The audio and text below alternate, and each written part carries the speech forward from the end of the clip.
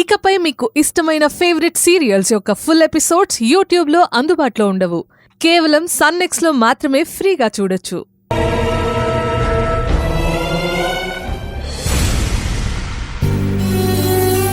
ఈషు, నేను యాక్సిడెంట్ అయి చావు బతుకుల్లో ఉన్నానని తెలిసి కూడా నువ్వు ఎగ్జామ్ రాయడానికి వెళ్ళావంటే నా మీద చూపిస్తున్న ప్రేమంతా అబద్ధం అని అర్థమైంది.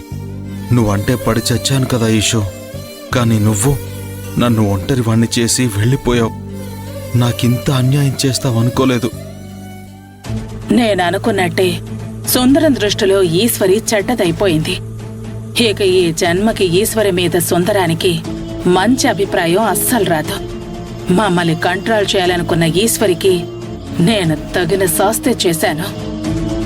సుందరం ఇంత కష్టపడి యాక్సిడెంట్ ప్లాన్ చేసినా గానీ చూసావా, ఈశ్వరి తన పని తాను చేసుకుంది.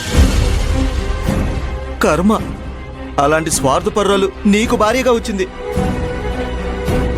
సుందరం, ఇక నుంచైనా నువ్వు ఈశ్వరి గురించి జాగ్రత్త పడితే అంతే చాలు. అత్తయ్య, ఇంక నేను ఈ బాధతో నేను హాస్పిటల్లో ఉండలేను. నేను వెళ్ళిపోతాను.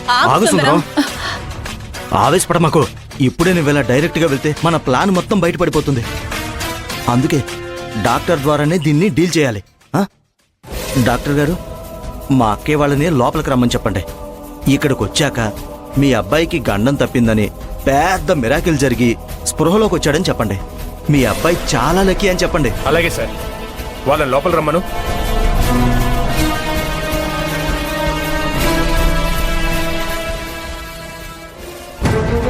మేడం, మీకు గుడ్ న్యూస్. మీ అబ్బాయి స్పృహలోకి వచ్చాడు. వెళ్ళి చూడండి. సుందరం స్పృహలోకి వచ్చాడంట. ఇదంతా అంకళమ్మ దయ. నా బిడ్డ నాకు తిరిగి వచ్చాడు. పద వెళ్దాం.